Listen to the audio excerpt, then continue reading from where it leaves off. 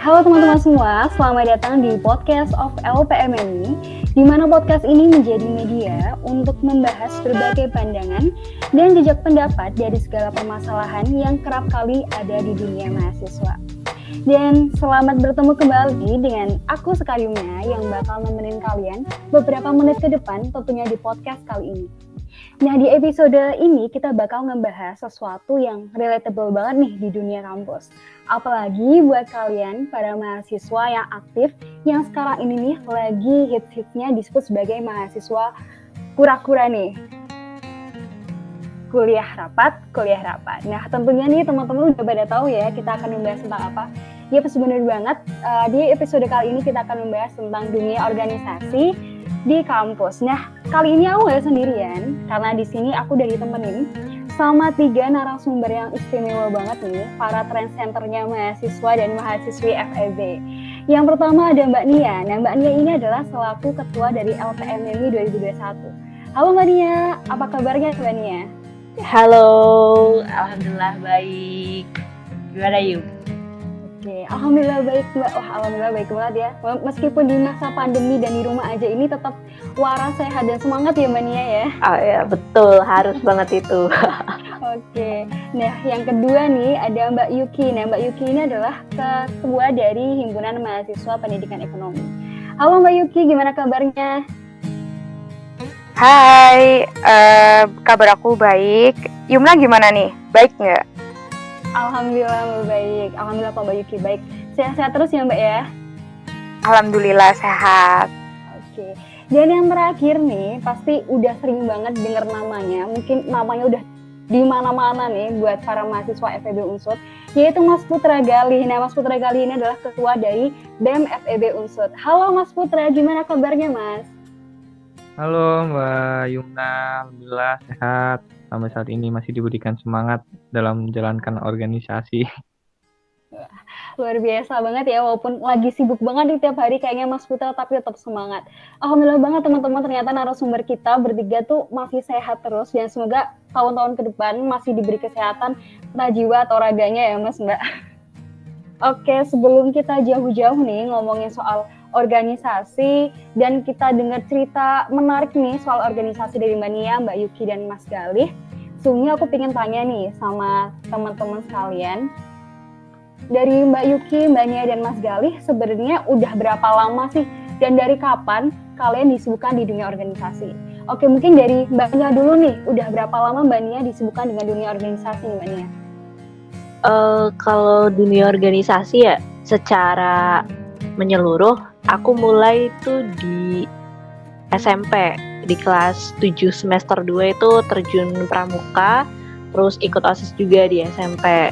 Sampai kelas 9 itu masih aktif, terus masuk SMA, kayaknya udah capek nih organisasi, terus juga kayak pengen fokus belajar gitu.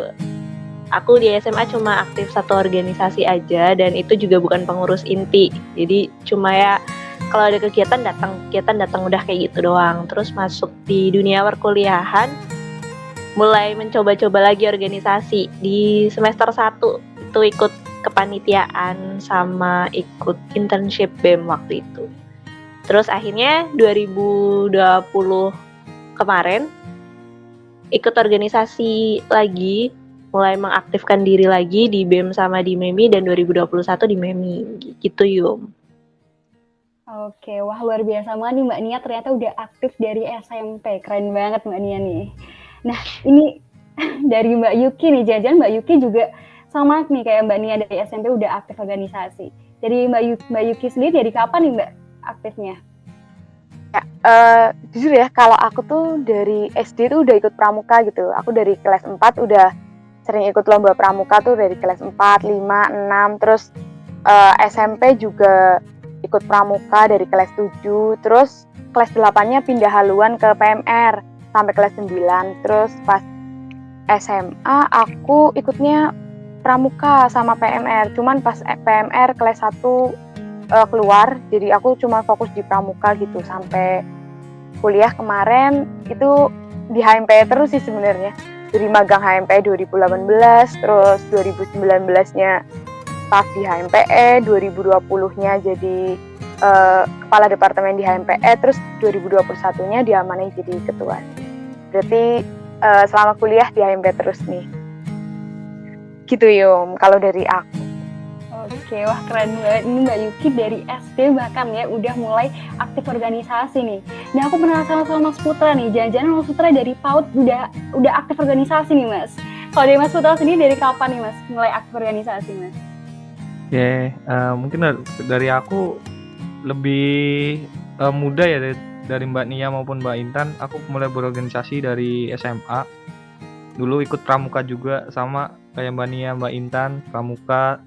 Terus berlanjut ke kuliah karena melihat teman-teman semua aktif organisasi, akhirnya terjun organisasi juga. Pertama ikut kepanitiaan KPR Unsut ya. Tahun kedua ikut DLM FEB.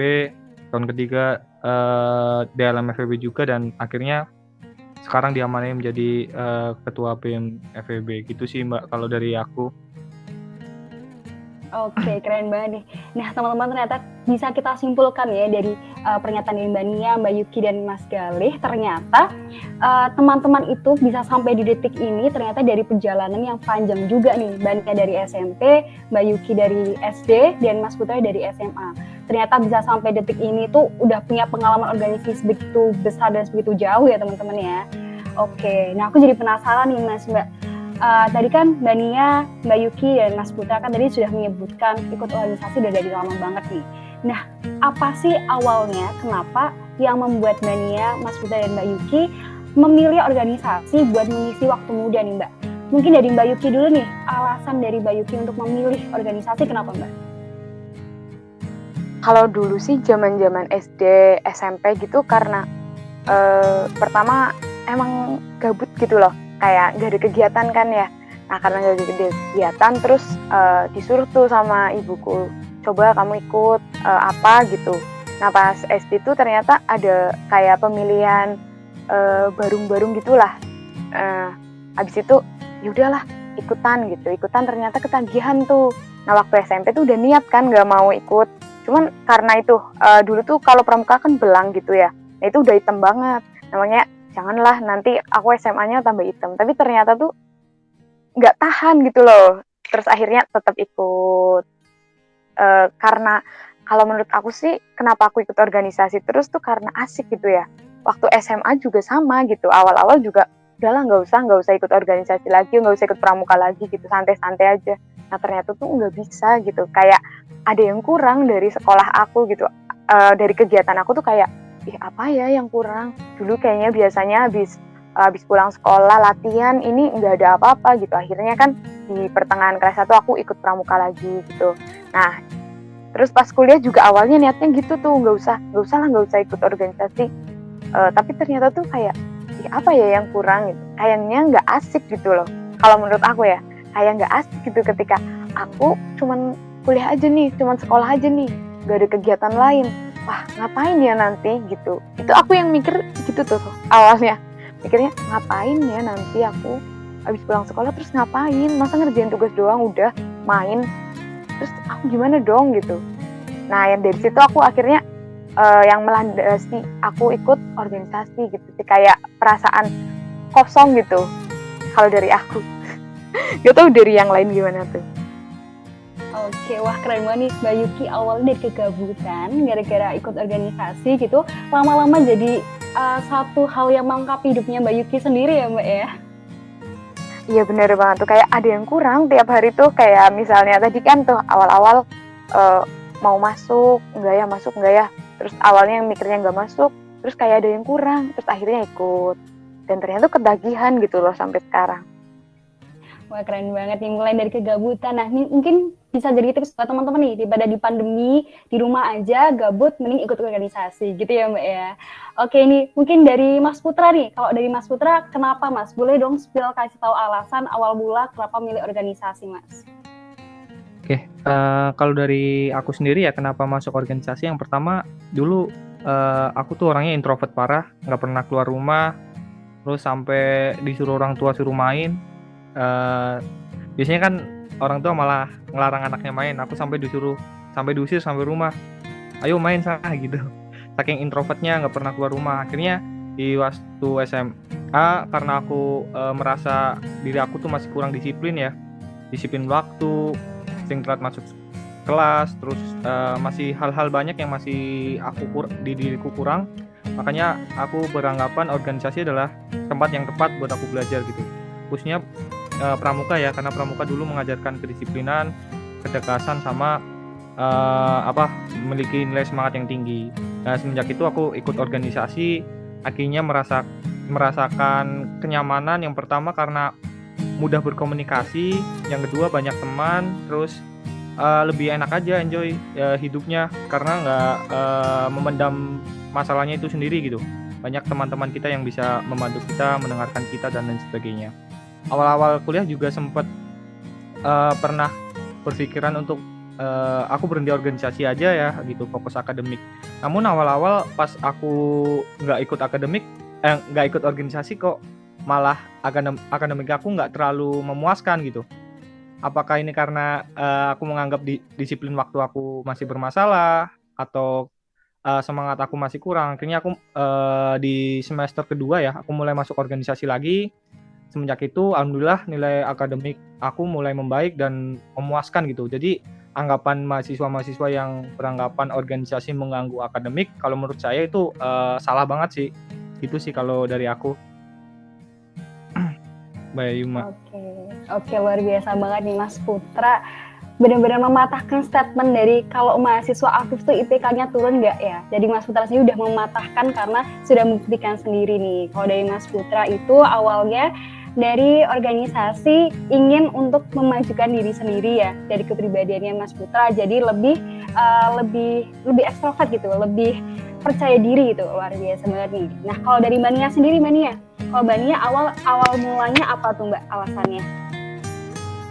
Kalau dulu aku sebenarnya terinspirasi dari 3 kakakku gitu. Tiga-tiganya itu aktif organisasi, terutama di pramuka gitu kan. Kayak setiap di rumah tuh setiap sore ada aja temen yang main gitu, kayak asik ya punya temen banyak gitu kalau organisasi gitu. Akhirnya ya aku coba SMP itu ikut organisasi gitu, dan ternyata asik tuh, ketagihan sampai 3 tahun menggeluti pramuka.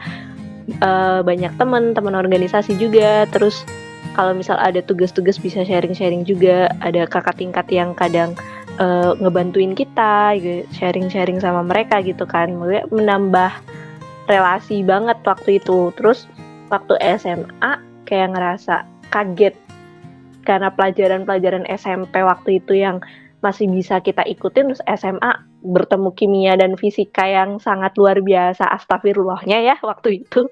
Jadi mikir kayaknya stop organisasi dulu nih, pengen fokus ke belajar, terus sama coba deh kalau stop organisasi gimana gitu kan.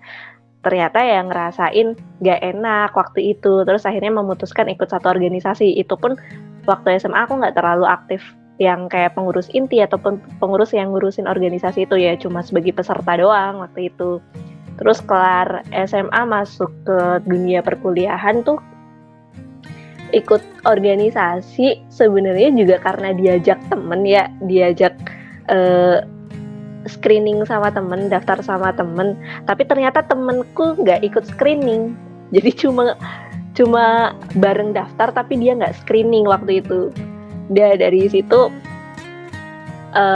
ngerasain ya namanya kepanitiaan, punya temen banyak, apalagi di dunia perkuliahan itu temennya nggak cuma dari Banyumas doang kan, ada dari Jakarta, Jawa Timur, Jawa Barat, terus tukar pikiran juga, kayak wah ada yang lebih effort nih dibandingkan organisasi-organisasi sebelumnya gitu, ada hal lain juga gitu. Terus juga kalau di organisasi di perkuliahan sendiri kan kayak kita lebih mandiri ya. Mungkin kalau misal SMP itu masih dibina sama pembinanya kita, tapi kalau misal di perkuliahan kan semuanya dari kita gitu, sampai pencarian dana pun kita itu benar-benar ngebantu kita buat masalah manajemennya, entah itu manajemen waktu, terus manajemen perorganisasian dan lain sebagainya, itu dapat banget di situ. Dan kebetulan juga teman-temanku waktu organisasi ya asik-asik gitu, jadi enjoy fun, akhirnya keterusan sampai sekarang kayak gitu sih. Oke, ini dari Mbak Nia dikasih spilan nih manfaat dari organisasi, dapat banyak relasi ya Mbak Nia ya. Yaps, betul banget itu. Oke, nah jadi bisa kita simpulkan juga nih teman-teman, ternyata ikut organisasi itu menjadi wadah belajar kayak Mas Putra nih. Jadi wadah belajar buat kepribadian kita, karakter kita, buat perkembangan diri kita. Terus dari Mbak Yuki juga sampai bahkan organisasi udah jadi bagian hidupnya Mbak Yuki nih, keren banget.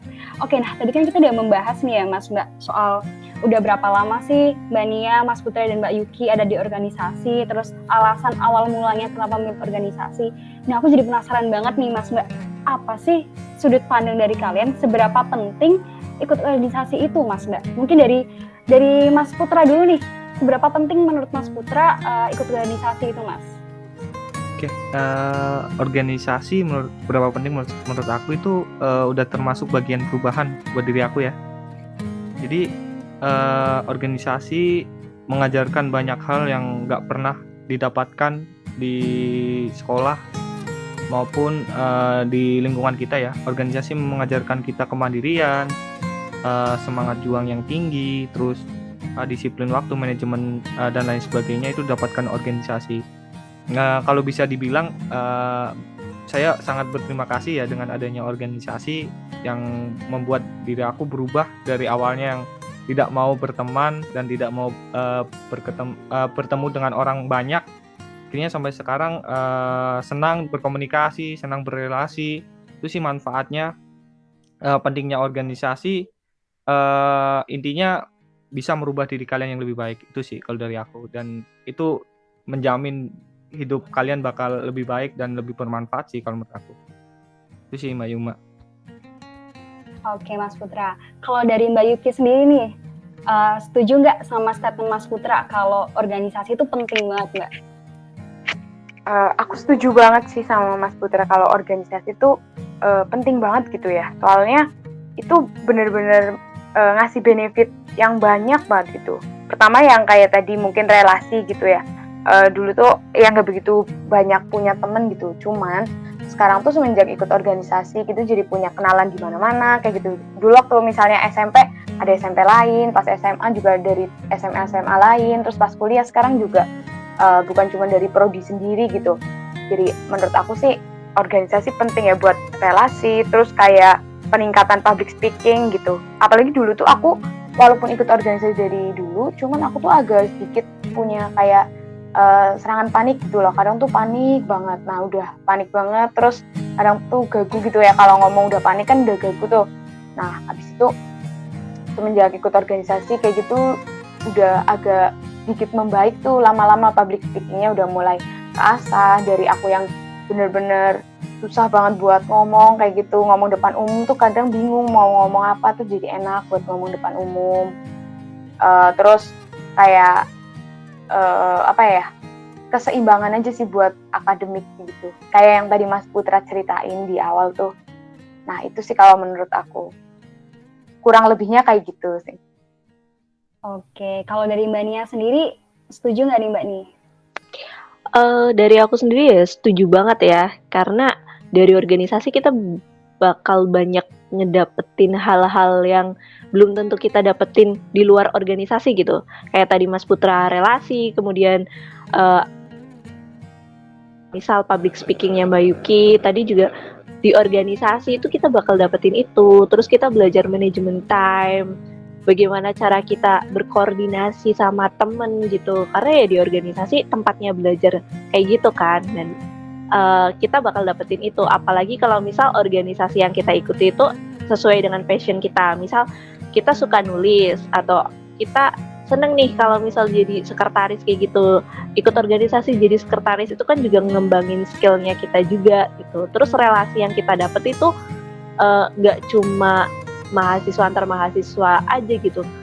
Bisa kita dapat relasi lebih dari itu. Kayak misal dosen-dosen kita, orang-orang di organisasi kan kadang di-tag-tagin sama dosen-dosen kan, karena ya sering ketemu sama dosen, misal minta jadi pembicara kayak gitu. Atau bahkan di luar dosen, misal kerja sama suatu lembaga, kita kenal sama orang di lembaga itu. Wah, jadi ada kenalan-kenalan baru buat kita, relasi-relasi baru buat kita juga. Nggak menutup kemungkinan orang itu bahkan bukan dari kalangan mahasiswa bisa lebih tinggi dari kita, kan nanti kedepannya effortnya bakal buat kita juga lebih banyak. Misal kalau kita udah kenal orang tersebut nih, bisalah dapet rekomendasi pekerjaan dari dia gitu, nggak menutup kemungkinan juga gitu Yum. Oke, wah kompakan banget nih 3 narasumber kita beranggapan bahwa organisasi itu penting banget dan jangan sampai dilewatin karena banyak banget benefit yang udah tadi disebutin dari Mbak Nia, Mas Putra, dan Mbak Yuki. Wah keren banget nih. Oke nih, aku pingin ngobrol lebih jauh lagi tentang organisasi, mungkin lebih intens kali ya tentang organisasi. Tadi kan Mas Putra udah sempat nih nyetil dikit gitu, menyinggung sedikit tentang perubahannya Mas Putra setelah mengikuti organisasi. Nah aku tuh sering banget nih Mas Mbak denger statement tuh kayak gini nih, katanya orang yang ikut organisasi itu menjadi salah satu langkah kita buat jadi pribadi yang baru. Nah menurut kalian bertiga gitu statement itu benar nggak sih? Dan emang iya ya berdampak sebegitu besarnya buat pribadi kita? Mungkin dari Mbak Nia dulu nih, Mbak Nia boleh dong kasih pendapatnya. Sebenarnya ya dari aku sepakat gitu secara pribadi gitu, karena aku di 2006 aku di zaman SMP dengan aku di zaman SMA itu bertolak belakang banget gitu. Ketika aku di zaman SMP itu kan ikut organisasi ya, anaknya emang pecicilan gitu kan. Terus di zaman SMA karena jauh dari wilayah yang dulu kan di SMP teman-teman ya SD pindah SMP doang kayak gitu kan, dan di SMA kenal orang-orang baru dan kayak kaget aja waktu itu nggak ikut organisasi apa-apa, akhirnya kayak tiba-tiba nih jadi pendiam kadang di kelas gitu, cuma main pun cuma di kelasku doang gitu, nggak kenal teman-teman kelas lain gitu. Dan balik ke balik ke perkuliahan lagi, akhirnya memutuskan organisasi, ketemu orang-orang lagi, terus juga membuka diri lagi, akhirnya ya diriku yang sebelumnya tertutup di SMA itu tertutup, di perkuliahan itu balik lagi ke diriku waktu zaman SMP gitu loh, pecicilan kayak gitu. Maksudnya udah aktif lagi, nggak kayak dulu. Terus juga ada satu hal yang aku dapatkan ya di organisasi gitu, yaitu zaman SD dulu aku tuh sering sakit-sakitan gitu, ibaratkan sakit lah.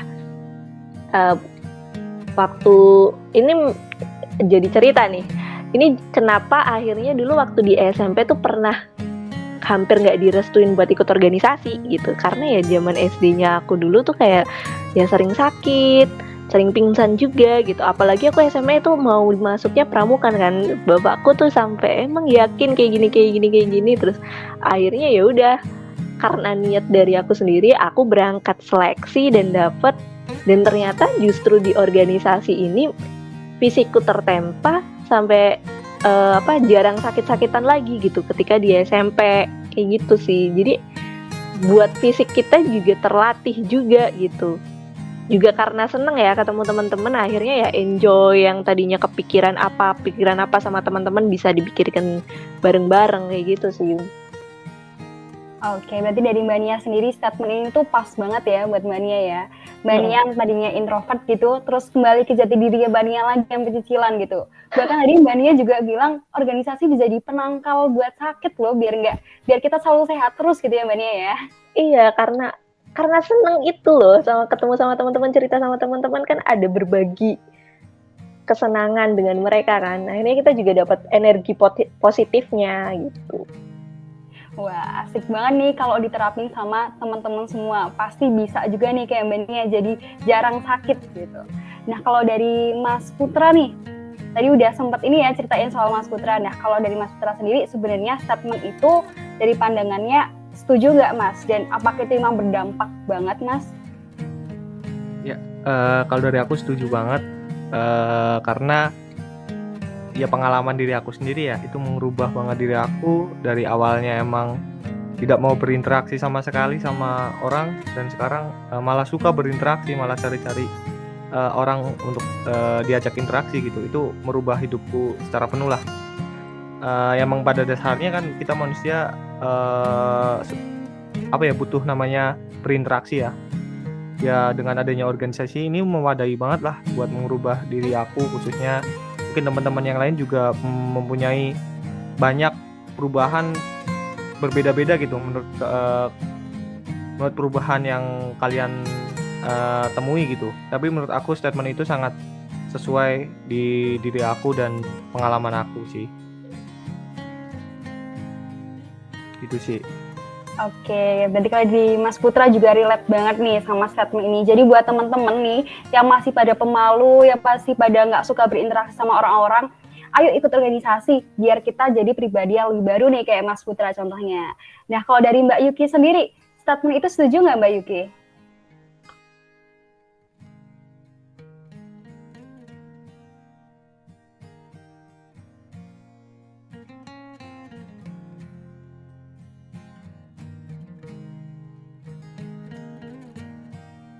Cek halo Mbak Yuki.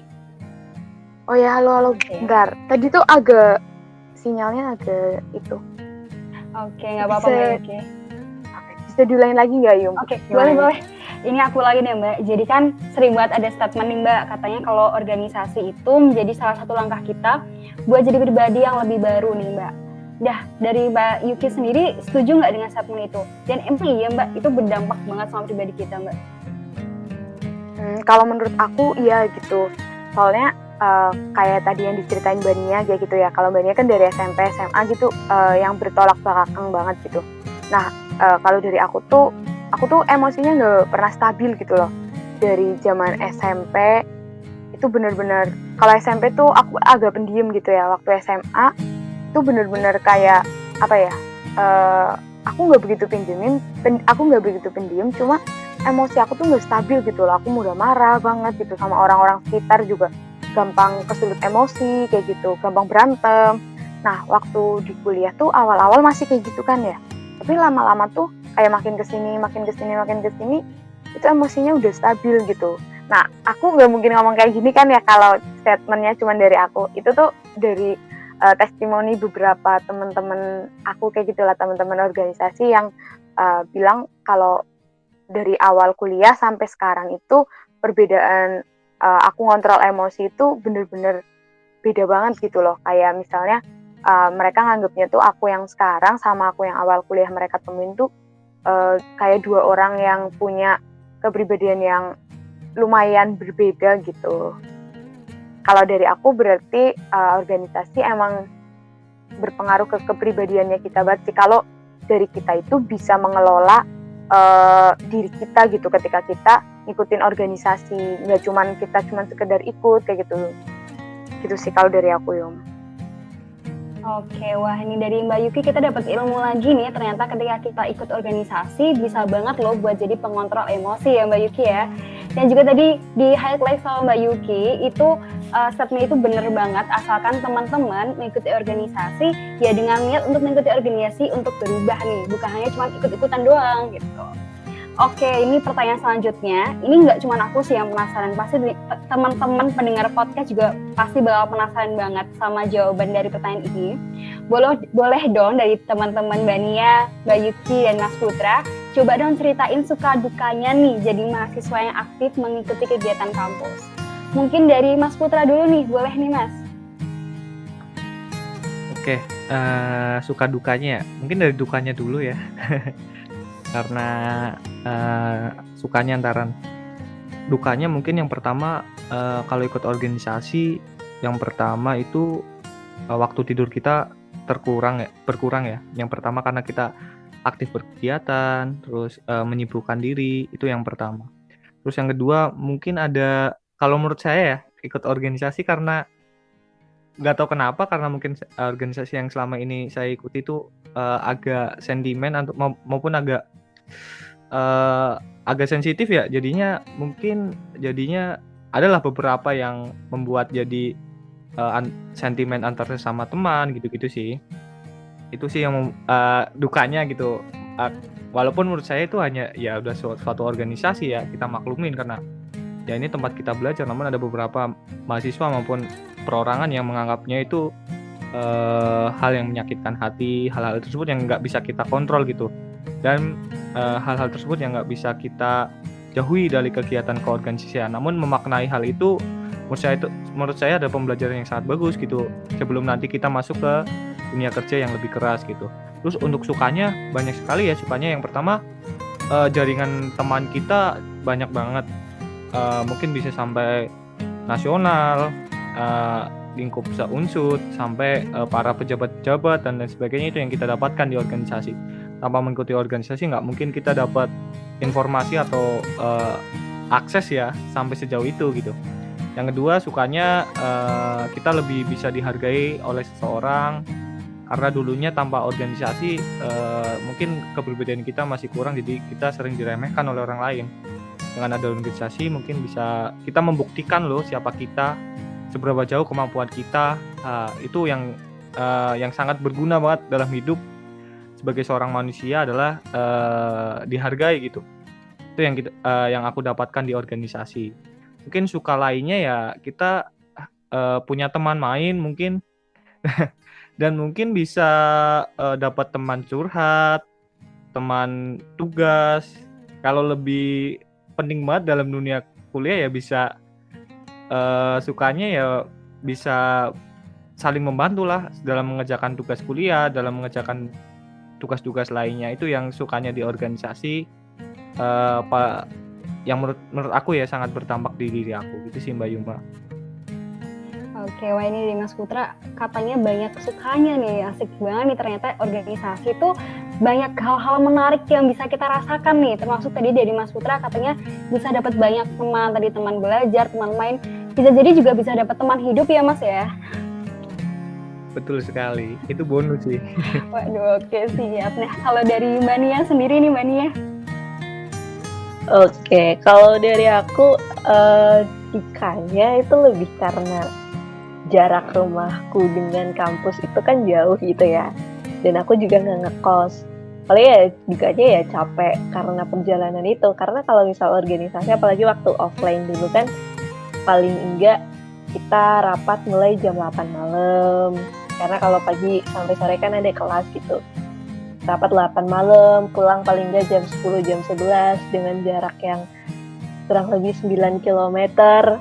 Itu ya cukup capek juga, kadang sampai rumah langsung tepar tidur kayak gitu ya. Kalau misal kita nggak bisa manage waktu dengan baik, keteteran semuanya lah, baik dari tugasnya maupun dari organisasinya gitu. Terus untuk sukanya jelas banyak banget sih, kayak relasi, dapat temen antar jurusan, antar fakultas, atau bahkan teman-teman dari luar fakultas atau universitasnya kita ya. Kayak misal aliansi, kalau aliansi di universitas-universitas gitu, kita bisa dapat teman dari sana. Terus juga deket sama dosen ya, terutama pembinanya kita, jelas otomatis itu kan deket sama pembinanya kita. Terus deket sama orang-orang yang menjadi link kerja sama lembaganya kita dengan lembaganya mereka. Kayak misal kalau di MEMI sendiri kan kerjasamanya sama pihak percetakan, sama berita-berita kayak misal Suara Merdeka. Jadi kenal sama orang-orang hebat kayak gitu loh. Enaknya tuh di situ. Terus juga dapat temen yang ya kayak Mas Putra tadi sampaikan gitu. Kalau misal ada tugas kita bisa sharing sama mereka. Ini tugas gimana gitu, ini tugas gimana. Apalagi sama cutting gitu kan, minta diajarin sama cutting, tutor gratis sama cutting kayak gitu sih, enak kayak gitu.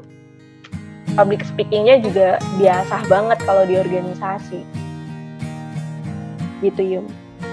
Oke, walaupun terhambat jarak dan waktu, tapi sukanya itu bisa lebih bagus dan lebih banyak ya Mbak di organisasi. Iya betul banget itu. Oke, nah dari Mbak Yuki sendiri nih, boleh ceritain dong Mbak suka dukanya ketika ikut organisasi apa aja tuh Mbak? Oke, kalau dukanya tuh aku hampir sama ya Kak. Sebenarnya suka dukanya tuh hampir sama sih kayak Mas Putra sama Mbak Nia.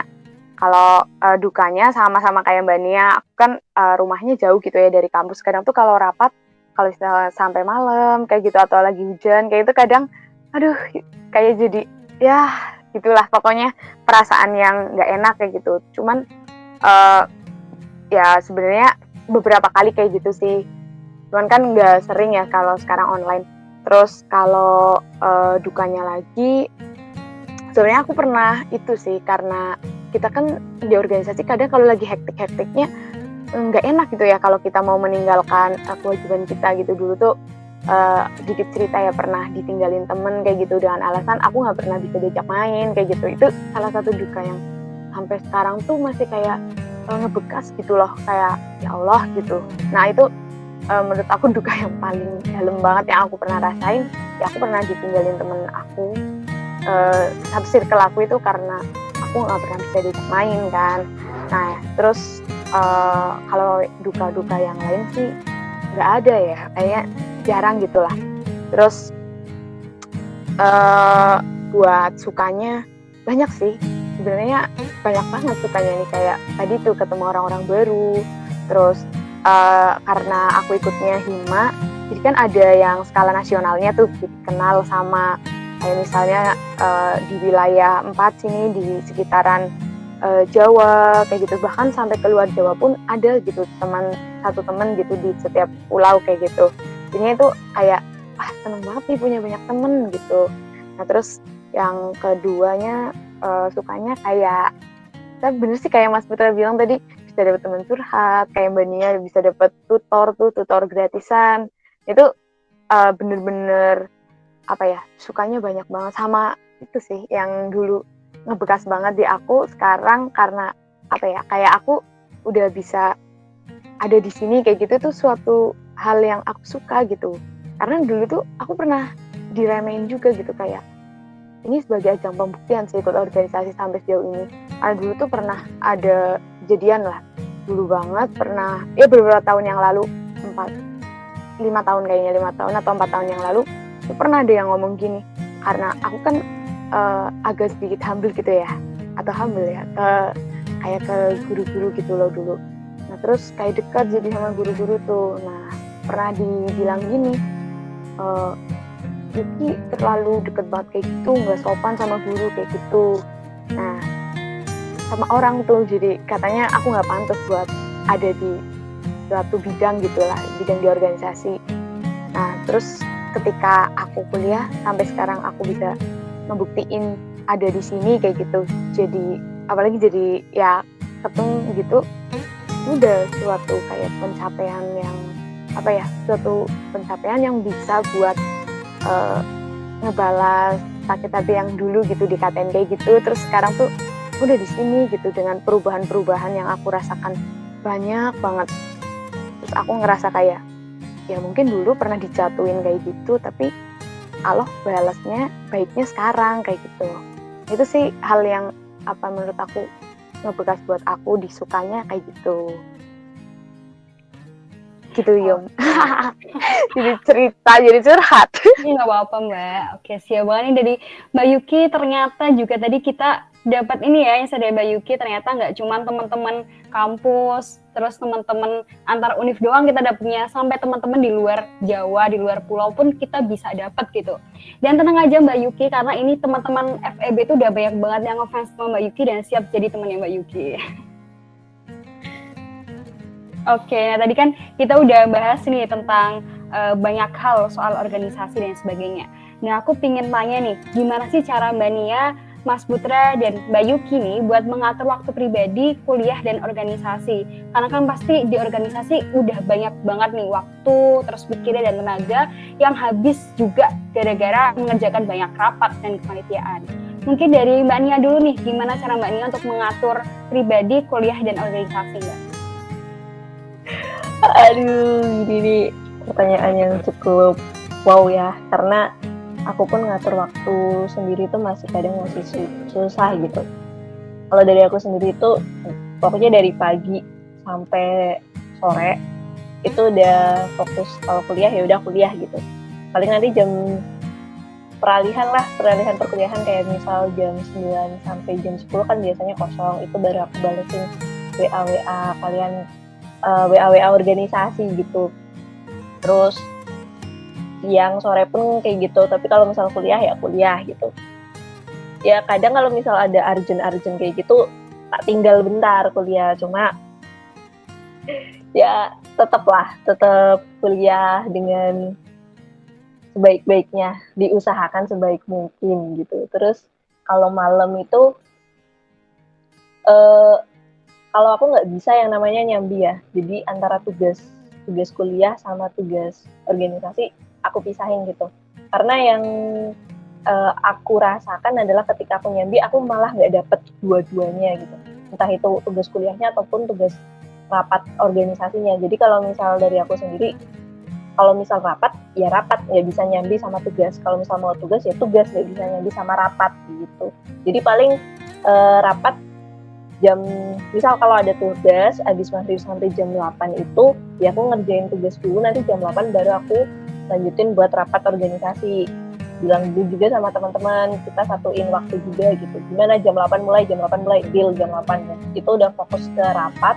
Nanti rapat sampai jam 10 atau jam setengah 11 biasanya itu kelar, lanjutin tugas lagi kayak gitu sih. Terus ada satu waktu yang selalu aku luangkan, itu biasanya di hari Jumat sore, karena Jumat sore itu nggak ada kelas biasanya ya, nggak ada kelas, dan juga organisasi itu istirahat itu di Jumat sore, dan itu benar-benar take rest dulu buat di hari Jumat itu, buat ya tubuh kita perlu istirahat kan. Nah di situ yang benar-benar tidur nyenyak tanpa beban itu di hari Jumat sore itu. Nanti Jumat malamnya ya tetap diisi dengan agenda-agenda biasa. Itu sih sebenarnya kalau misal manajemen waktu sendiri aku juga masih keteteran sampai saat ini sih gitu.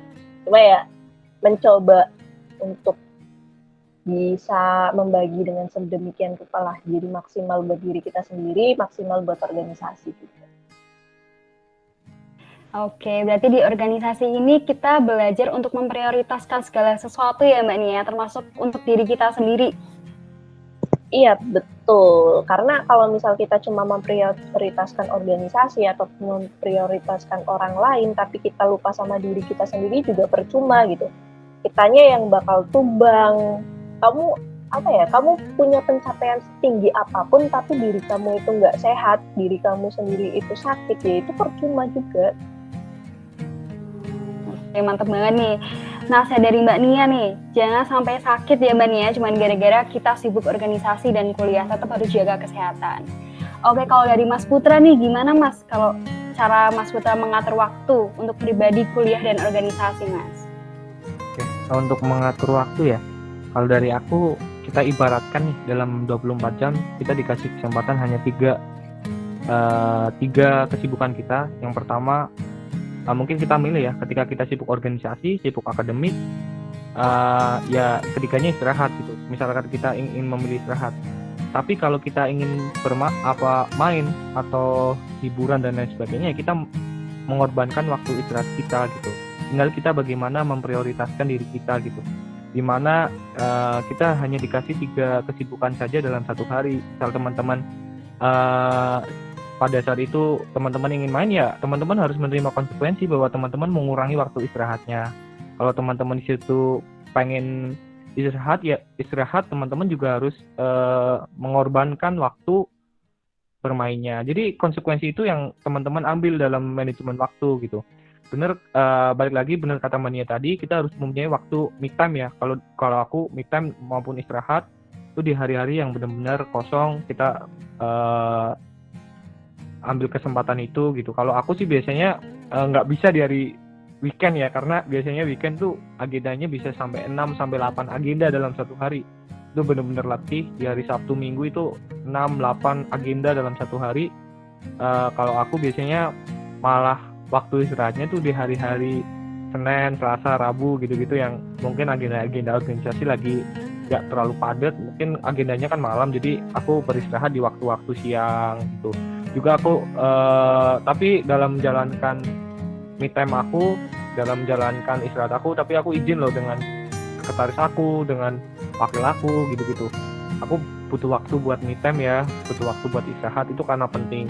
Khususnya aku nih sekarang zaman-zaman skripsi ya, kayak Mbak Yuki juga, itu juga penting banget gimana kita menyempatkan waktu ya Mbak Yuki untuk menuntaskan masalah akademiknya. Itu kita juga butuh waktu yang untuk sendiri gitu. Ya kadang-kadang juga minta izin lah ke temen rekan organisasinya, minta kayak butuh waktu 2 hari ya, jangan apa ya, kalau bisa menghubungi yang lain dulu, aku pengen menyelesaikan masalah akademik aku. Benar kata Mbak Nia tadi, jadi jangan disambi-sambi, harus prioritaskan mana dulu yang diselesaikan dan mana dulu yang selanjutnya yang diselesaikan. Jadi step by step yang harus kita lalui, jangan semuanya pengen diambil gitu. Manajemen waktu tuh bukan masalah cepat atau enggaknya, jadi bagaimana kita menuntaskan dengan baik dengan hasil yang maksimal. Kalau menurut aku sih. Wah, thank you banget nih Mas Putra, kita belajar manajemen waktu ala Mas Putra nih. Walaupun Mas Putra tuh sibuk banget tiap harinya, tapi selalu punya waktu prioritas untuk pribadi, kuliah, dan organisasinya. Oke, kalau dari Mbak Yuki nih, dari Mbak Yuki sendiri gimana cara mengatur waktunya, Mbak? Ya, kalau dari aku sendiri sih, waktu masih kuliah gitu, aku biasanya kalau habis kelas gitu ya, kalau habis kelas tuh kadang tuh langsung ngerjain tugasnya gitu, apalagi kalau malamnya rapat. Tapi kalau misalnya hari ini rapat tapi tenggatnya masih lama, biasanya aku fokusin ke rapatnya dulu tuh, kalau enggak ke agenda lain yang hari ini ada nih. Karena sebenarnya sih kata Mas Putra dan Mbak Nia, nggak bisa disambi-sambi gitu. Aku emang susah gitu kalau misalnya rapat nyambi ngapain tuh ntar malah nggak masuk gitu, nggak masuk ke otak gitu, udah nggak masuk ke otak, terus ntar susah juga buat nyampein apa yang ada di pikiranku kayak gitu. Jadi kayak susah mencerna apa yang ada saat itu gitu. Makanya biasanya aku kayak gitu kalau misalnya dulu zaman-zaman masih ada kelas kayak gitu, sukanya ngerjain tugas dulu tuh. Kalau misalnya emang tenggatnya hari itu gitu, kayak langsung tuh habis kelas langsung dikerjain kalau belum ada kelas lain. Nah kalau sekarang lagi zaman-zaman skripsi ya biasanya karena ada tanggungan juga ya, kayak misalnya ada rapat inilah rapat itulah gitu. Jadi aku biasanya dalam 1 minggu kayak Mas Putra tuh ambilnya biasanya emang hari Senin gitu. Hari Senin aku nggak keluar kemana-mana kayak gitu. Kalau misalnya mau ada apa-apa lewat online dulu nih kayak gitu. Aku buat hari Senin tuh biasanya gitu, jarang kemana-mana lah. Kalaupun kemana-mana paling sebentar gitu. Jadi aku me time-nya biasanya emang di hari Senin kayak gitu.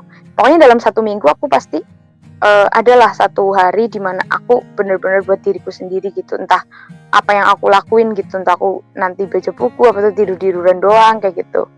Terus biasanya kalau buat rapat sendiri aku atau organisasi gitu ya, kalau misalnya forum itu aku biasanya sih kalau sama teman-teman Hima sekarang paling cuma sampai jam 10 gitu, mentok-mentoknya jam 11, karena emang aku tuh punya kebiasaan gak bisa begadang gitu. Kalau begadang sakit, kalau enggak emang udah tidur duluan gitu baru begadang, itu gak sakit ya. Cuman aku punya itu suatu kayak apa ya namanya, suatu kebiasaan, aku gak susah buat begadang dan emang mudah buat tidur gitu. Jadi aku bener harus apa ya namanya, bener harus ngejaga fokus gitu ketika aku melakukan sesuatu, karena takutnya pas lagi emang waktunya tiba-tiba tidur gitu kan repot gitu ya. Karena pengalaman beberapa kali tuh dulu waktu jadi moderator apa ya bener kayak moderator rapat kayak gitu, aku pernah ketiduran, bener yang ketiduran banget kayak gitu loh. Dalam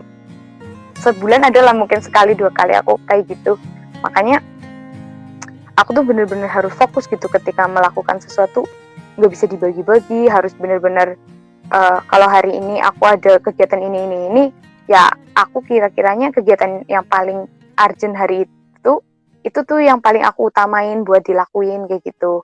Jadi kayak ngebagi skala prioritas sih aku buat hari ini tuh ngapain, tapi nggak lupa juga kalau kita juga butuh waktu buat istirahat kayak itu. Kita kan apa ya namanya, kita juga manusia gitu, kita nggak bisa 100% beraktivitas buat hal-hal yang misalnya emang berat, butuh pikiran, tenaga kayak gitu. Jadi kadang emang aku me time-nya biasanya di rumah, kayak misalnya maskeran atau tidur atau baca-baca buku atau ngelukis gitu. Biasanya aku kalau stres di organisasi atau stres di akademik gitu, biasanya aku selalu sempetin waktu buat ngelukis kayak gitu. Itu me time aku sih, entah itu jam 12 malam apa jam berapa pas kebangun kayak gitu, aku pasti ngelakuin itu gitu.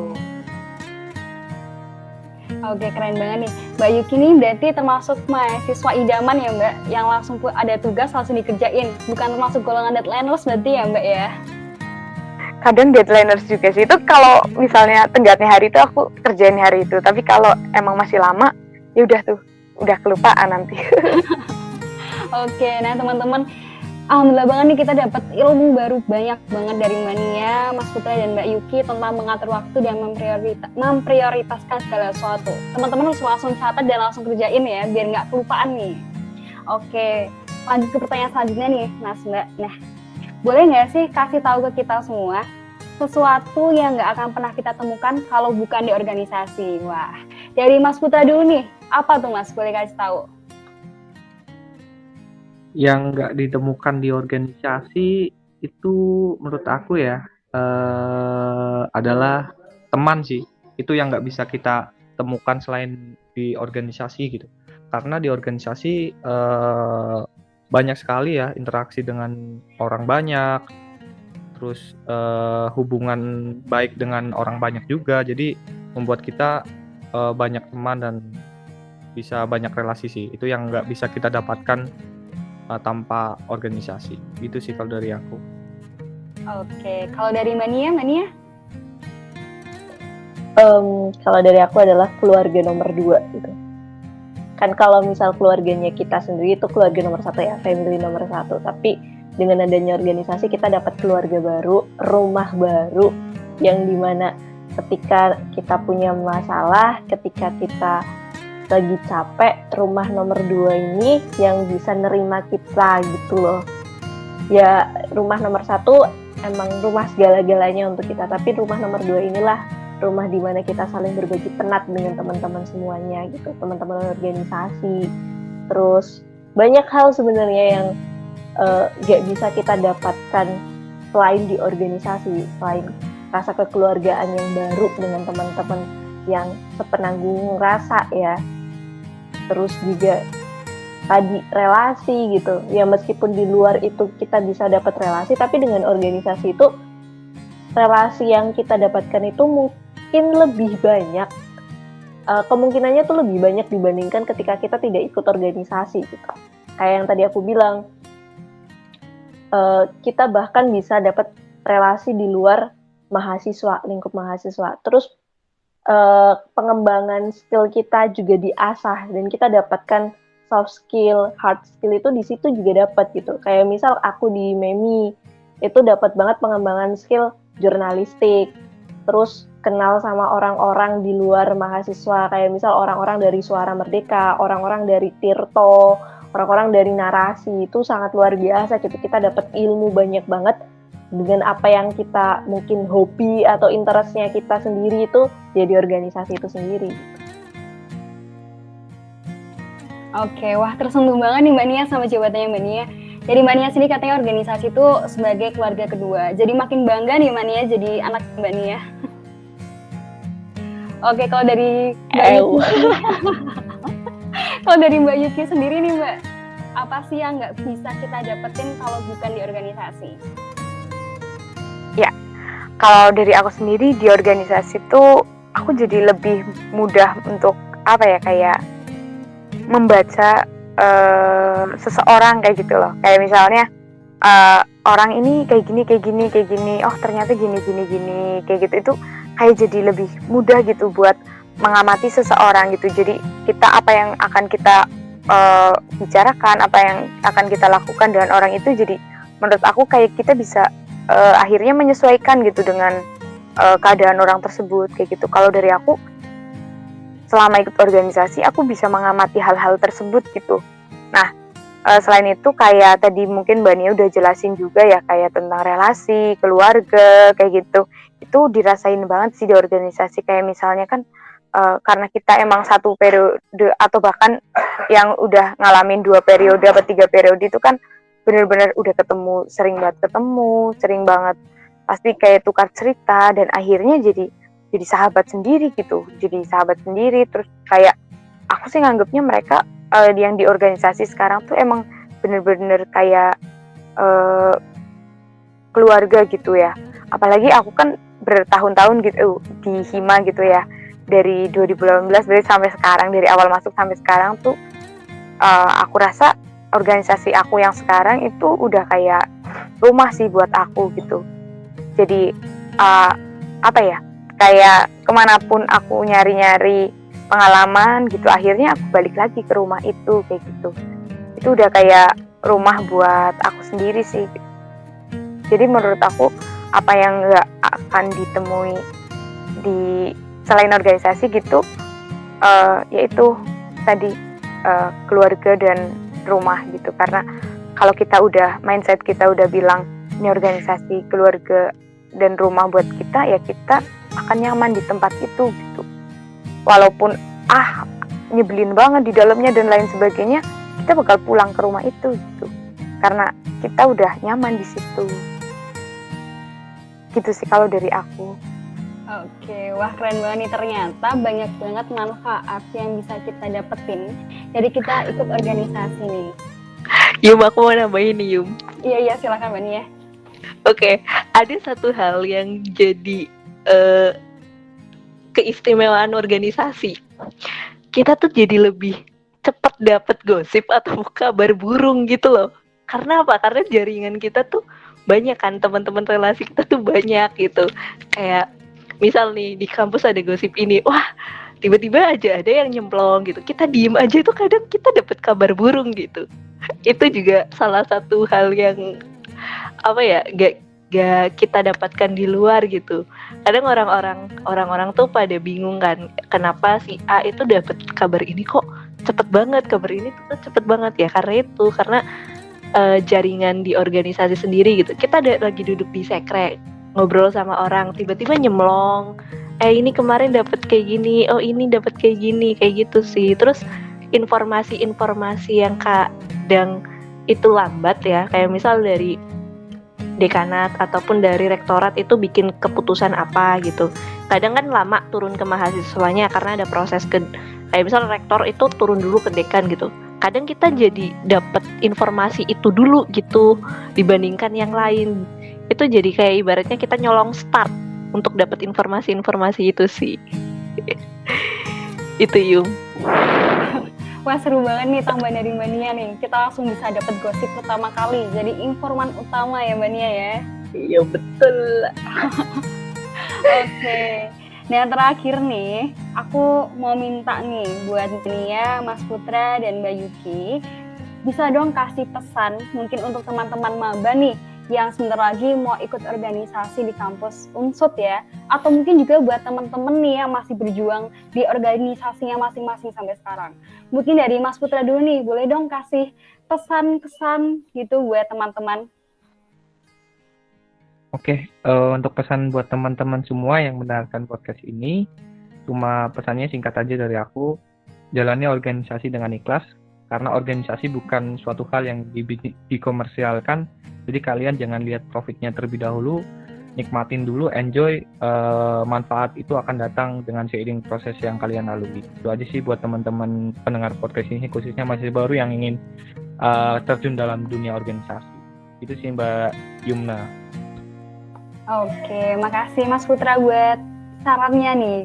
Dari Mbak Yuki sendiri boleh dong kasih pesan Mbak Yuki? Buat mahasiswa baru yang mau masuk ke organisasi, kalian tuh jangan ragu gitu buat masuk ke organisasi. Jangan juga cuman buat ikut-ikutan dari temen gitu loh.